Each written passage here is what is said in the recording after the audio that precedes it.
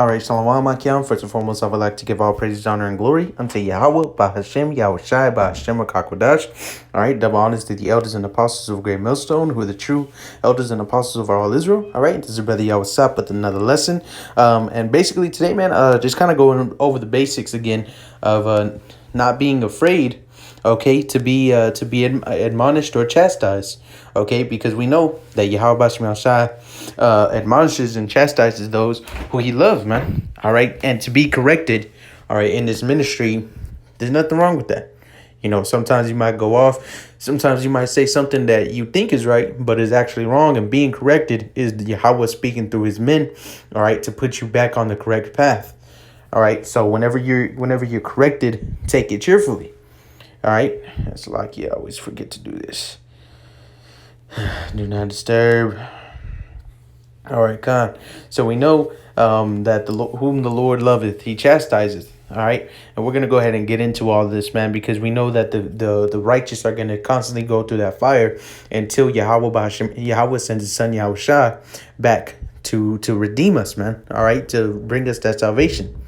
All right, so with this, I'm gonna start off with Hebrews 12 and verse 1, and it says, "Wherefore, seeing we also are compassed about with so great a cloud of witnesses, let us lay aside every weight and the sin which doth so easily beset us, and let us run with patience the race that is set before us." That's right. So don't be caught up on sin. If you get rebuked, man, take it cheerfully. Don't be caught up on letting yourself think about it too much, man. Everyone goes off. All right. So it says, verse 2, "Looking unto Yahushua, the author and finisher of our faith, who for the joy that was set before him endured the cross, despising the shame, and is set down at the right hand of the throne of Yahweh." That's right. So Yahushua went through all of that, and now he's on the right hand of Yahweh. And if we continue to do that, all right, and if we continue to take this chastisement cheerfully, we don't get offended easily, man, and we don't get angry whenever we're rebuked and cuss the person out who's rebuking us. It's like but if we take it cheerfully and we take it as a lesson learned, Yahweh Shai will show you, all right, that why he's dealing with you pretty much. All right. And then at the same time, Yahweh Shai went through all of this. It's only right for us to go through as well, pertaining to Romans 8. If we shall suffer with him, we shall also be glorified together. All right. So verse 3, and it says, "For considering him that endured such contradiction of sinners against himself, lest ye be wearied and faint in your minds." That's right. Consider Yahweh Shai in all things you do, man.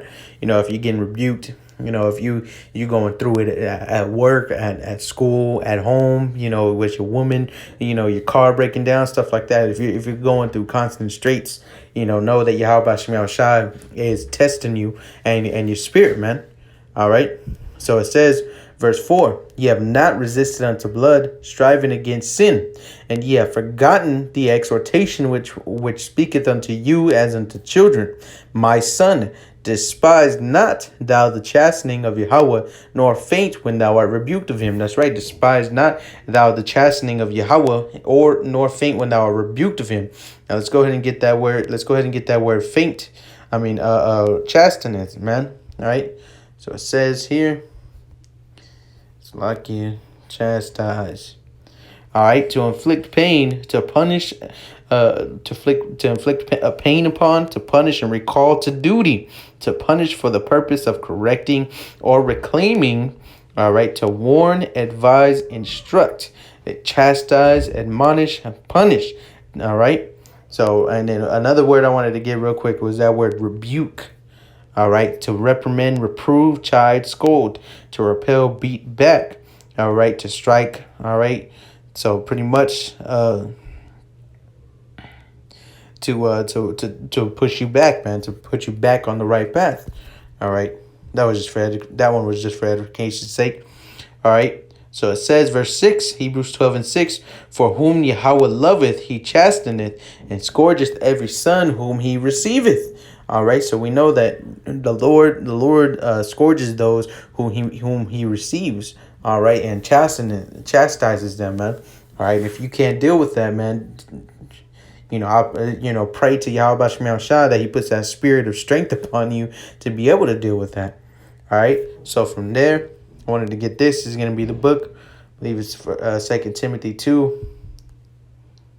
Kind of 2 Timothy 2 and verse 3. And it reads, Thou therefore endure hardness as a good soldier of YAHAWAH HaMashiach. No man that warreth entangleth himself with the affairs of this life, that he may please him who hath chosen him to be a soldier. All right, that's right. So we don't entangle ourselves with the affairs of this life, because we know that we have to please the one that is not part of this world, man. All right. So it said, therefore, thou therefore endure hardness as a good soldier of YAHAWAH HaMashiach. Now let's go ahead and get that word. Let's go ahead and get that word. Slack it. Wrong one. Where is that? Let's go ahead and get that word hardness. All right.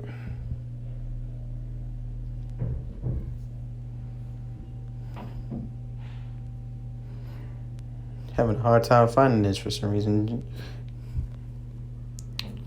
All right, so the endure hardness, it says to suffer evils, to be afflicted. All right, that's right. As a good soldier. Now I want to get that word as that word good. All right, to see exactly what that means. All right, as a good soldier, beautiful, handsome, excellent, eminent, choice, surpassing, precious, useful, suitable, commendable, admirable, beautiful to look at, shapely, magnificent, good, excellent in its nature and characteristics, and therefore well adapted to its end, genuine, approved, precious, joined to names of men designated by their office, competent, all right, able, such as one ought to be, praiseworthy, noble, all right, morally good, all right, beautiful by reason of purity of heart and life, and hence praiseworthy, all right, honorable, conferring honor, affecting the mind agreeably, comforting and confirming. Whoo, that word actually went a lot harder than I thought it was. So it says, thou therefore endure hardness as a good soldier of YAHAWAH HaMashiach. Now, one last word I want to get. It's going to be that word soldier. All right. So it says a champion of the cause of Hamashiach. All right, now let's go ahead and get that word champion real quick. You know how I am with these definitions. Go ahead and close that out. Close that out. Champion. A doughty fighting man, valorous, combatant, one who fights on behalf of another or others, one who undertakes to defend a cause, combatant, champion in single combat, gladiator, fighter. All right. Word has been borrowed. First place performer, one who has demonstrated superiority to all others in some matter decided by public contest or competition. All right, the verb is to fight for, defend, protect, maintain, or support by contest. Maintain the cause of, advocate for. All right, to challenge. Ooh, man, we're champions, baby. All right, that's what we're here for, man. YAHAWAH HaMashiach ordained us to be here, all right, to endure this hardness as a good soldier, as a beautiful champion, man. All right, someone who is praiseworthy, someone who defends this cause, which what is this cause? It's this gospel, all right, this good news, all right. So from there, I want to go ahead and get this. This is going to be the book of Psalms, all right, chapter 73. Well, I accidentally clicked on 78. It's a lot. Psalm 73. This is Psalm 73 and verse 12. And it reads, Behold, these are the ungodly whose prosper in the world, they increase in riches. It says, Verily, I have cleansed my heart in vain and washed my hands in innocency. For all the day long have I been plagued and chastened every morning. All right. If I say I will speak thus, behold, I should offend against the generation of thy children. When I thought to know this, it was too painful for me. Right? That's right. So King David was pretty much like, I'm doing this in vain. All right. And all right. But we're going to keep reading. So verse 17, until I went into the sanctuary of Yahweh, then understood I therein. So King David was like, why am I even here? Why am I king? Why am I doing this? I wash my hands in vain. All right. Until he went to the sanctuary of Yahweh, then understood I there not. Now let's get that word sanctuary, man. All right. The word sanctuary, all right, sacred place, holy place of the temple, of the tabernacle of Ezekiel's temple of Yahweh. All right. That's right. All right, so it says, surely thou didst set them in slippery places, thou castest them down into destruction. All right, how are they brought into desolation? As in a moment they are utterly consumed with terror. So even though we're going through these straight gates, at the end of the day, once we enter into the sanctuary, you might be in the day, you might be going through the day like, man, am I really part of this thing? Am I really here? What's the point of this? I'm constantly catching hell. All right, sometimes Jake forgets that that's part of this truth, man, is catching hell. All right, and if they don't forget, they're like, man, this is too much. I lost my job, I did this, or you don't, just examples, of course. I'm going through it, man. Like, what's going on? Then they come back to the sanctuary of Yahweh, and they're like, you know what? I get it. I understand. I thought I put it on do not disturb, Salakia. All right, but it says, all right, verse 20. As a dream when one awaketh, so, O Yahweh, when thou awakest, thou shalt despise their image. Thus my heart was grieved, and I was pricked in my reins. So foolish was I and ignorant, I was as a beast before thee. Nevertheless, I am continually with thee. Thou hast holden me by my right hand. Thou shalt guide me with thy counsel, and afterward receive me to glory. Whom have I in heaven but thee? That's right. There ain't no one here to protect us, man. All right, even with Akiam, man, they can't protect you from Esau, man. What are they gonna say? Hey, man, hey, free my brother out of jail. Get him out, man. He didn't do nothing wrong. Esau ain't gonna listen to us, man. We have no one but Yahweh. That's why we don't lean upon brothers or anything. We lean upon Yahweh, man. All right, yeah, it's okay to let your to exhort brothers and to seek them for advice. All right, but ultimately you come into the sanctuary of Yahweh, which is where the brothers reside, right? So it says, continuing it, and there is none upon earth that I desire beside thee. That's right, women, cars, all that vanity and vexation of the heart. We don't desire that, man. We desire Yahweh B'Shem Yahushua. Okay, so it says, verse 26. My flesh and my heart faileth, but Yahweh is the strength of my heart and my portion forever. For lo, they that are far from thee shall perish. Thou hast destroyed all them that go a whoring from thee.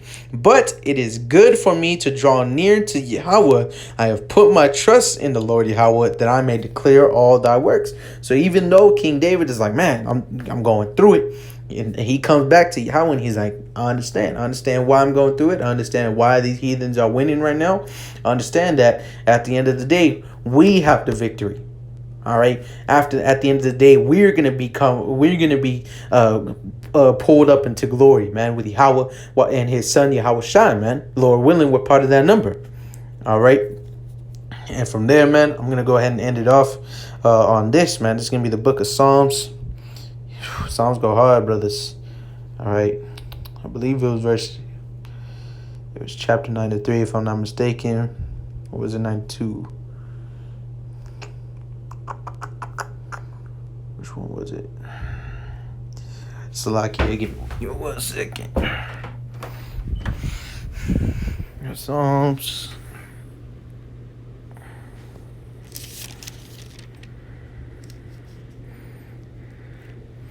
Kind of was 92. Psalms 92 and verse 12, and it reads, the righteous shall flourish like the palm tree. He shall grow like a cedar in Lebanon. Those that be planted in the house of Yahweh shall flourish in the courts of our power. They shall still bring forth fruit in old age. They shall be fat and flourishing, to show that Yahweh is upright. He is my rock, and there is no unrighteousness in him. All right, that's right. So the righteous shall flourish like the palm tree. He shall grow like a cedar in Lebanon. All right, we are, Lord willing, those that have faith and that are in this ministry, Lord will, we're the ones that are planted in the house of Yahweh. All right, we're going to flourish in the courts of Yahweh and beautify it as good soldiers, as it is written, that word good meaning beautiful. All right. And we shall bring forth in old age. All right, we shall be fat and flourishing, man. As long as we continue to follow in this truth and despise not the chastisement that is upon us, we're gonna be like this, man. And real quick, I want to go ahead and just Google this. All right, this is gonna be palm tree flourished. Like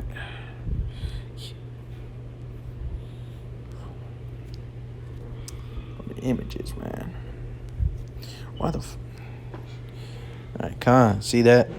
Look at those trees, man. Beautiful. All right, even in the rain, even blowing in the wind, they're like beautiful, man. All right.